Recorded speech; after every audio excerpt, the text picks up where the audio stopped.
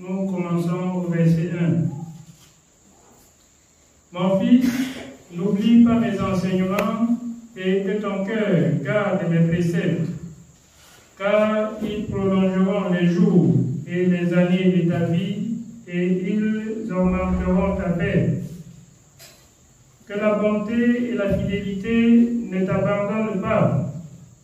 Lis-les à ton cou, écris-les sur la table de ton cœur. Tu accueilleras ainsi de la grâce et une raison saine aux yeux de Dieu et des hommes. Amen. Bien-aimés, je viens encore ce soir nous rappeler uniquement de porter les regards sur Dieu, car il dit, mon fils, n'oublie pas les paroles de ma bouche. Je dis toujours parce que je trouve même ceux qui se disent convertis enfants de Dieu, écouter les hommes jusqu'à oublier ce que Dieu a dit dans sa parole. Alors que Dieu dit, reprends le premier verset, il dit, mon fils, n'oublie pas mes enseignements et que ton cœur garde mes préceptes. N'oublie pas les enseignements et que ton cœur garde les préceptes. Ce ne sont pas des préceptes d'hommes. Il s'agit de ce que Dieu a dit. Je vous le dis en toute vérité, le Seigneur est allé jusqu'à dire, si 2 ou 3 personnes se rassemblent en son nom, il est au milieu d'eux. Pas des personnes qui se rassemblent, bien aimés, pour médire, pour mal parler, pour faire le commerce. Et c'est ce qu'on en trouve encore au milieu des enfants de Dieu aujourd'hui. Si on se retrouve pour s'édifier, pour chercher à connaître et à comprendre ce que Dieu attend de nous. Ainsi, on est sur le chemin de garder les préceptes. De garder les préceptes. Un enfant, bien aimé, un enfant qui veut réussir, apprend bien ses leçons. C'est pas ça? Un enfant qui veut réussir apprend bien ses leçons. Quelles sont les leçons que nous avons à tirer de Dieu? C'est sa parole. Ce ne sont pas des choses que les gens racontent, des démonstrations de force, de puissance et de délivrance. Dieu, qui est sa parole, bien-aimé, quand vous lisez Marc 16, voici les miracles qui accompagneront ceux qui auront cru. Marc 16 et 18. Alors, c'est-à-dire, tu n'as pas besoin qu'on fait le chantage sur ta tête pour que le miracle s'opère. Ce que tu as besoin d'obéir à Dieu. Il n'y a pas de chose. Tu as besoin d'obéir à ton Créateur. Et ce que ton Créateur a promis te suit. C'est l'échange. C'est l'échange. Tu n'as pas besoin de démonstrations de force. Tu n'as pas besoin de payer beaucoup d'argent pour que Dieu te voie. Comme d'aucuns disent, est-ce que tu paies fidèlement ta dîme? Dieu n'a pas besoin de tout ça. Dieu n'a pas besoin que tu donnes beaucoup d'offrandes, que tu donnes, bien aimé, ce que Dieu recherche. Ce que Dieu recherche, c'est toi-même. C'est que tu donnes entièrement ta vie au Seigneur. L'apôtre Paul dit, je vous rappelle toujours, si je vis, ce n'est plus moi qui vis, c'est Christ qui vit en moi. Je ne fais plus ce que je veux. Je suis devenu esclave de Christ. Quand on dit que telle personne est esclave de telle, ça veut dire quoi? Tout ce que tel lui recommande, il fait. Tout ce que tel fait, il fait aussi. C'est pas ça. Je suis esclave de Jésus. Et pour connaître ce que Jésus a fait, je dois lire. Je dois méditer. Tout ça se trouve dans la parole. Ce ne sont pas dans des démonstrations de puissance. Aucun homme n'est puissant. Aucun homme est fort. Je dis ça tous les jours aux enfants de Dieu. Mais bien aimés, Jésus-Christ seul est tout puissant. Gardez-le dans votre esprit. Si vous ne faites pas ce qu'il a dit, allez voir tous ceux que vous pouvez consulter et qu'ils ne vous poussent dans la parole, bien aimés, ils vont chercher des moyens intermédiaires pour vous donner la guérison, et ce ne seront que des marabouts modernes. Celui qui vous aime bien va vous recommander à faire ce que Dieu a dit, pour que Dieu accomplisse ce qu'il a dit aussi dans sa parole. Voilà le service de Dieu, c'est tout. La grâce que Dieu nous accorde, bien aimés, en ce moment où le monde tout entier est en train d'être bouleversé, c'est qu'il nous a donné sa parole, c'est qu'il nous a donné l'esprit, et que cet esprit nous conduit dans la parole. Vous cherchez encore quoi?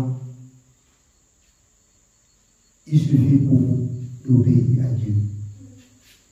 Obéissez à l'Éternel, et l'Éternel manifestera sa puissance et sa gloire. Alors, lorsque vous voyez les hommes de Dieu les hommes avec qui Dieu a beaucoup travaillé, c'est qu'ils étaient aussi beaucoup obéissants à Dieu. C'est qu'ils étaient aussi beaucoup obéissants à Dieu. Vous prenez quelqu'un comme l'apôtre Paul, c'est vrai, son témoignage, vous pouvez dire que son témoignage est très bizarre, mais son témoignage, bien aimé, qui est bizarre à la loi, défendait la cause de Dieu selon la loi que Dieu avait donnée à Israël. Et il ne voudrait pas qu'aucune lettre de la loi soit bien aimée dissuadée. Il voulait qu'on obéisse à la loi, lettre par lettre, tel que Dieu a dit. C'est pourquoi il prenait les lettres entre les mains des souverains sacrificateurs et il partait faire mettre en prison ceux qui prêchaient la bonne nouvelle de Jésus. Et quand on tuait Étienne, lui-même il était au rang pour approuver Dieu, parce qu'il veut un peu troubler le peuple. Mais je vais vous dire quelque chose. Dieu a vu son zèle. Dieu a trouvé que c'est quelqu'un fidèle. Dieu a trouvé que c'est un instrument qu'il peut utiliser parce qu'il est catégorique. Il est catégorique. Même dans ton ignorance, si tu n'apprends pas à prendre des décisions dans l'ignorance et être même catégorique, c'est que même dans la vérité, tu ne pourras jamais être catégorique. Alors, ce que je vais encore vous dire, bien aimé, c'est que dans le monde, alors, on disait que, il y avait une façon de m'appeler là, parce que, bien aimé, si je dis, ça suffit, c'est que ça suffit. Même si c'est n'importe qui descend, ça marche plus. Donc, apprendre à prendre la décision sur ce que tu entends ou sur ce que tu vois. Quand tu apprends à prendre la décision, c'est-à-dire tu peux prendre la décision que je ne pêche pas contre Dieu. Ah oui? Tu peux prendre la décision que je ne pêche pas contre Dieu. Tu peux prendre la décision que je ne fais plus telle chose et tu maintiens la décision. Mais si tu es celui-là que balance à gauche, balance à droite, balancer, tu dis ici, après à 14h tu as chanté, à 15h c'est encore une autre version. Bien aimé, les moindres choses, tu ne pourras pas être agréable à Dieu. Tu ne pourras pas être agréable à Dieu.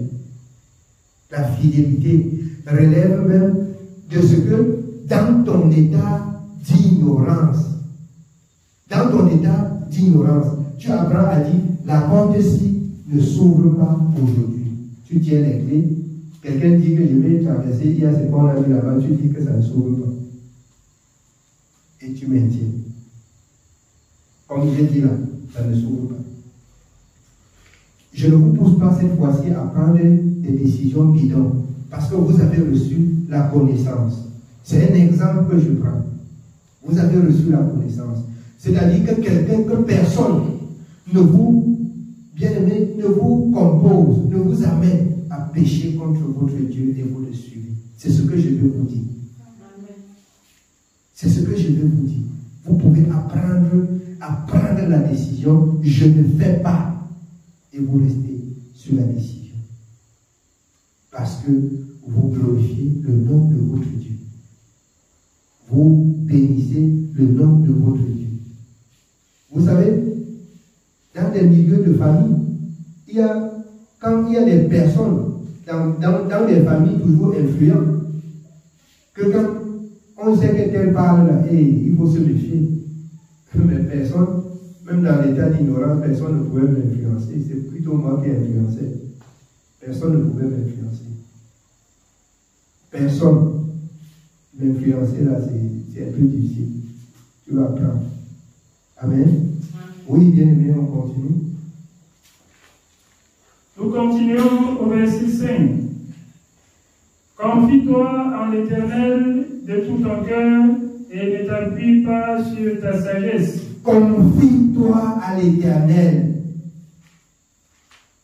et ne t'appuie pas sur ta sagesse. Je disais aux enfants de Dieu, quand Dieu vous a accordé la grâce d'aller un peu à l'école, vous pensez que c'est l'intelligence. Vous pensez que vous êtes sage. C'est très dangereux pour vous. Et c'est une porte de la perdition. Chacun se glorifie de ce qu'il a appris à l'école. Voilà le chemin de la perdition. Allez devant Dieu comme des insensés. Allez devant Dieu comme des personnes qui n'ont rien. Et Dieu va vous remplir. Allez devant Dieu comme n'ayant rien. Et que d'abord vous avez d'abord quoi? Vous présentez à Dieu, vous avez quoi? Oui, bien aimé, confie-toi à l'Éternel et pratique le bien. Ne t'appuie pas sur ta sagesse.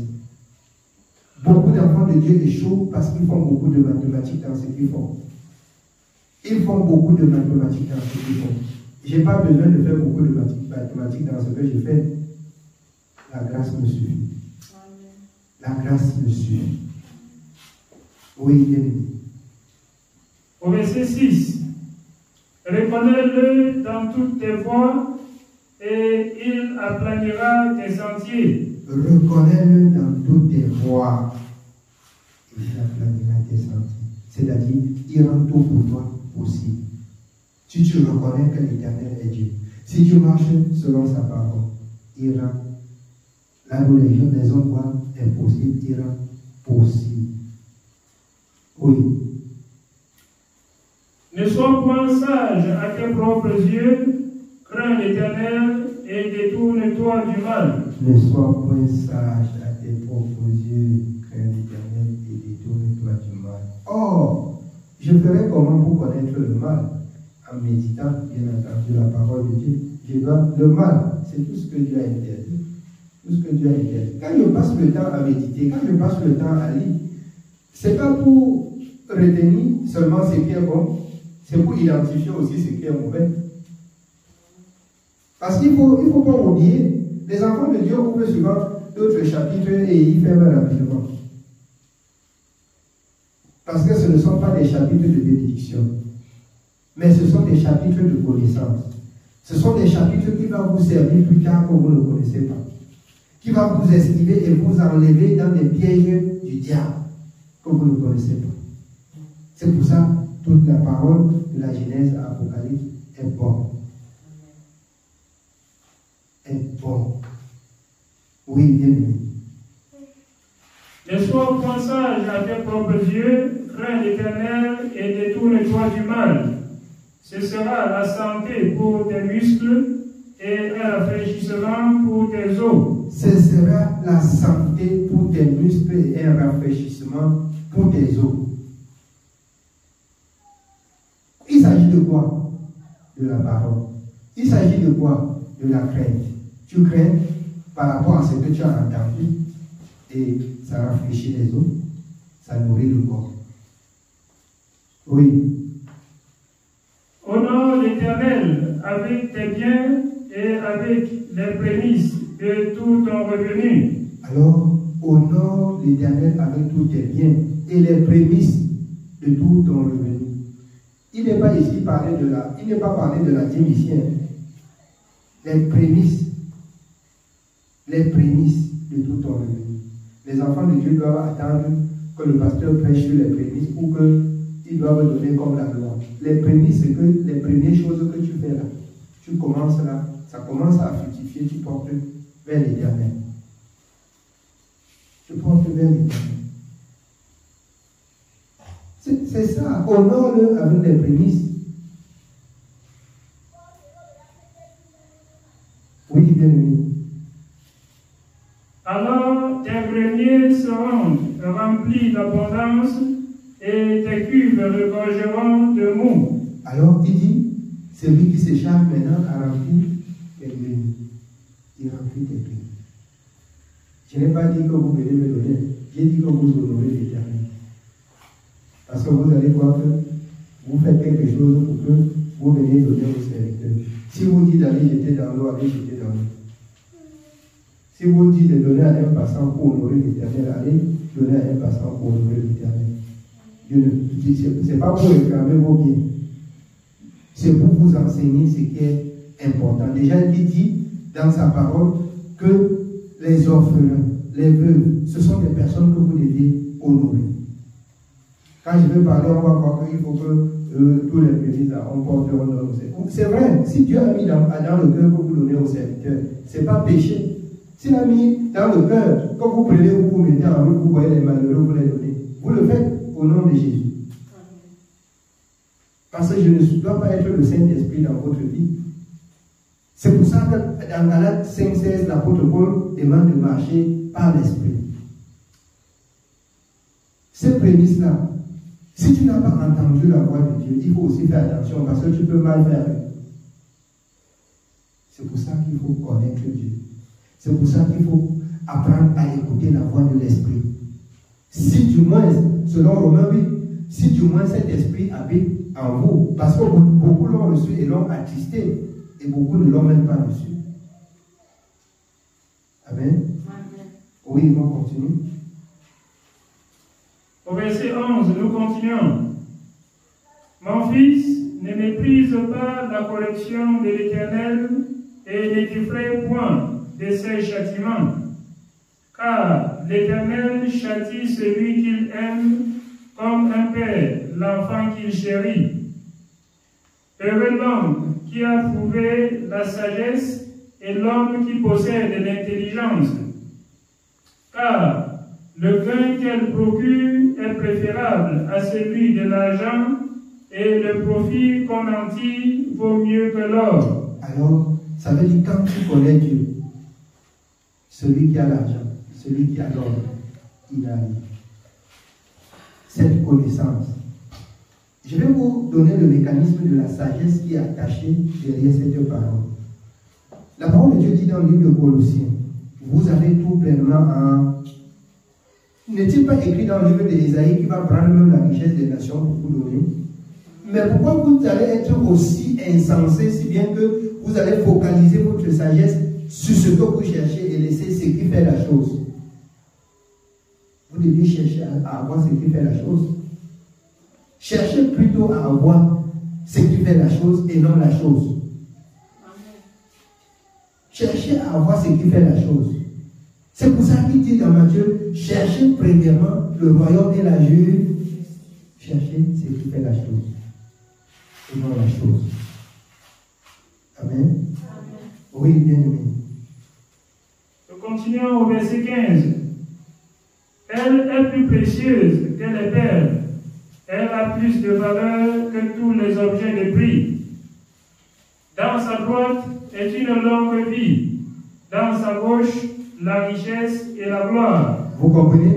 Il s'agit de la droite et de la gauche de quoi? De la sagesse acquise par la parole. C'est pas ça? Une longue vie et des richesses.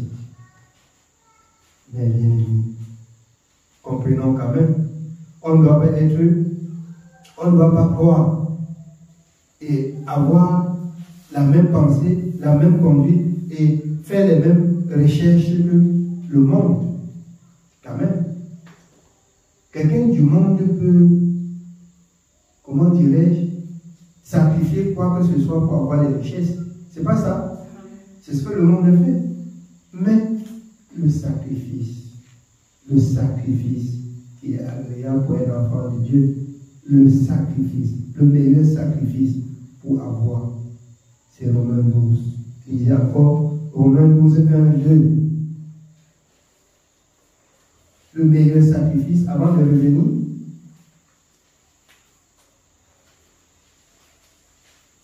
Allons-y rapidement, Romains 12, 1, 2. Romains chapitre 12, versets 1 et 2. Je vous exhorte donc, frères, par les compassions de Dieu, à offrir vos corps comme un sacrifice vivant, saint, agréable à Dieu, ce qui sera de votre part un culte raisonnable. D'offrir vos corps, c'est-à-dire n'utilise plus ton corps pour pécher contre, soumets ton corps, soumets entièrement ta vie à l'obéissance de la parole. Voilà le sacrifice que l'Éternel agrée. Voilà le sacrifice qu'il agrée. Pendant que les gens font des sacrifices pour des vaines choses dans le monde, voilà le sacrifice que Dieu réclame pour les enfants de Dieu. Et puis quoi? À ta droite, c'est une longue vie, à ta gauche, ce sont des richesses. On va vous dire que venez tous les nuits de prière, Dieu va vous bénir, il va vous délivrer. Obéissez à Dieu plutôt qu'à obéir au jour des nuits de prière. Quelqu'un peut vivre même à l'église et être esclave du péché. S'il ne change pas, s'il ne fait pas ce que Dieu a dit, ce n'est pas parce qu'il vit à l'église qu'il est enfant de Dieu. Ce n'est pas parce qu'il habite à l'église qu'il est enfant de Dieu. Les enfants de Dieu obéissent à la voix de l'Éternel. C'est tout. Oui, bien. Nous continuons dans Proverbe 3 au verset 17. Ses voies sont des voies agréables et tous ses sentiers sont paisibles. Elle est un arbre de vie pour ceux qui la saisissent et ceux qui la possèdent sont heureux. C'est par la sagesse que l'Éternel a fondé la terre. C'est par l'intelligence qu'il a affermi les cieux. C'est par sa science que les abîmes se sont ouverts. Alors, vous voyez, dans le monde aujourd'hui, on parle de la science. C'est pas ça. On parle de la sagesse, on parle de la connaissance.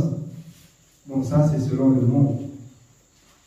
Mais quand on veut entrer dans cette science spirituelle, c'est obéir à la science de Dieu. Et la science de Dieu, vous verrez que toute chose peut être possible. Parce que ce n'est pas vous qui faites la chose. Parce que celui qui a créé la chose a dit marchez comme ça. Et attendez comme ça, et vous verrez la chose s'accomplir. Obéissez seulement. Oh, à la science du monde, mon ami, si tu n'as pas le purgatoire, comment tu vas traverser pour composer le pape? Ça, c'est un exemple à la science du monde. C'est pas ça? Ou ton enfant, tu dis qu'attends, il grandit une fois, et il va faire plutôt master, sans passer même par la suite. C'est pas ça? Ça, c'est la science du monde. Or, la science de Dieu, c'est que quelqu'un peut grandir, peut naître, grandir, et être comme Nicodème, vieillir. C'est ça? Et Dieu lui fait voir sa science. Et lui fait voir que sa science, c'est possible. Amen. Vous voyez la science de Dieu, c'est la folie par rapport à la science du monde. Amen. Oui, bien, on continue. Au verset 20. C'est par sa science que les abîmes se sont ouverts et que les nuages distillent la rosée. Mon fils, que tes enseignements ne s'éloignent pas de tes yeux, garde la sagesse et la réflexion. Elles seront la vie de ton âme et l'ornement de ton cou. Alors tu marcheras avec assurance dans ton chemin et ton pied ne errera pas. Garde ces enseignements et tu marcheras avec assurance et tes pieds ne se heurteront pas. Bien aimé, ce n'est pas ce que l'ennemi vous promet et il vous conditionne. C'est pas ça. Le monde et la vie du monde, ce sont des conditions. La première personne à conditionner, c'est Dieu lui-même. C'est pas ça. Il dit, quand il veut faire sortir le peuple, quand il fait sortir le peuple en Égypte, quand le peuple traverse la mer, où il dit qu'Azé vous verra et écoutez, la condition pour continuer à vous garder, c'est que vous devez faire comme ça. C'est que vous devez faire ci, c'est que vous devez faire ça. C'est pas ça. Et à la seule différence que ces conditions mènent à la vie. Ces conditions, tu ne fais pas, après il change. Parce que l'ennemi, même quand il te conditionne, après il joue. Voilà la différence. Quand tu as fait ce que Dieu a dit, il accomplit aussi ce qu'il a dit. Quand l'ennemi, c'est un menteur, il peut te pousser à faire, et il n'accomplit pas. Voilà la différence. Amen. Amen. Oui, on continue de lire. Si tu te couches, tu seras sans crainte. Et quand tu seras couché, ton sommeil sera doux. Ne redoute ni une terreur soudaine, ni une attaque de la part des méchants, car l'Éternel sera ton assurance, et il préservera ton pied de toute embûche.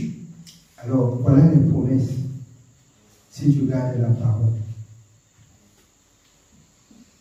Parce qu'il sait qu'au cours du sommeil, l'ennemi peut venir attaquer ou arracher ton âme. Mais, pendant que tu dors, celui qui t'a appelé à obéir à sa parole veille. Pendant que tu dors, il veille. C'est pour cela, bien-aimé, qu'il dit, confie-toi à l'Éternel. Confie-toi à l'Éternel. C'est ça le principe. Se confier à l'Éternel, c'est faire sa volonté. La volonté de Dieu, c'est d'observer tout ce qu'il a recommandé dans sa parole. Oui. Nous continuons au verset 27. Ne refuse pas un bienfait à celui qui a droit, quand tu as le pouvoir de l'accorder. Ne dis pas à ton prochain, va et reviens, demain je donnerai, quand tu as de quoi donner. Alors, tu veux un peu changer, tu dis, ton bien-aimé te demande quelque chose, ton prochain te demande quelque chose, tu dis, pour le malmener un peu, va et tu lui reviens demain. Toujours parce que tu as le pouvoir sur la chose. Si tu veux lui donner, c'est là, donne-lui.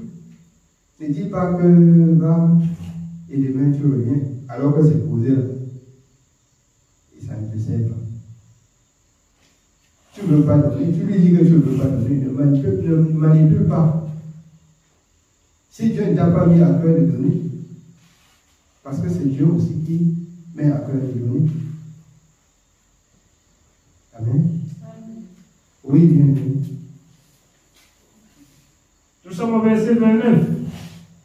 Ne médite pas le mal contre ton prochain lorsqu'il demeure tranquillement auprès de toi. Alors, ton prochain est là, tranquille. Tu es là en train de réfléchir comment il faut qu'il meure, comment il faut qu'il sorte et que le malheur l'atteint. Ne médite pas, c'est interdit. Tu tombes sur le pouvoir de l'Éternel. Ne souhaite pas le malheur de ton prochain. C'est pourquoi, dans le livre de Matthieu, le Seigneur nous dit, voici, Moïse vous a dit, œil pour œil, dent pour dent, selon la loi qu'il a reçue, mais moi je vous dis, aimez vos ennemis, priez pour ceux qui vous persécutent, faites du bien à ceux qui vous malmènent. Et vous auriez ainsi accompli toute la loi, selon Romains 13, 8, ne devez rien à personne, si ce n'est de vous aimer les uns les autres. Voilà la volonté de Dieu. Oui, bien-aimé. Ne conteste pas sans motif avec quelqu'un lorsqu'il ne t'a point fait de mal. Ne porte pas envie à l'homme violent et ne choisis aucune de ses voies, car l'Éternel a en horreur les hommes pécheurs, mais il est un ami pour les hommes droits. Dieu est un ami pour les hommes droits. Quand tu fais du bien, alors, regardez le Seigneur. Il a dit aux disciples, je ne vous appelle plus servir, je vous appelle quoi? Mes amis. Pourquoi? Parce que vous faites et vous observez tout ce que je vous recommande. Là, vous êtes mes amis. Oui. La malédiction de l'Éternel est dans la maison du méchant, mais il bénit la demeure des justes. Il se moque des moqueurs, mais il fait grâce aux humbles. Les sages hériteront la gloire, mais les insensés ont la honte en partage. Amen. Amen. Que le Seigneur nous bénisse pour ce message de ce jour. Amen.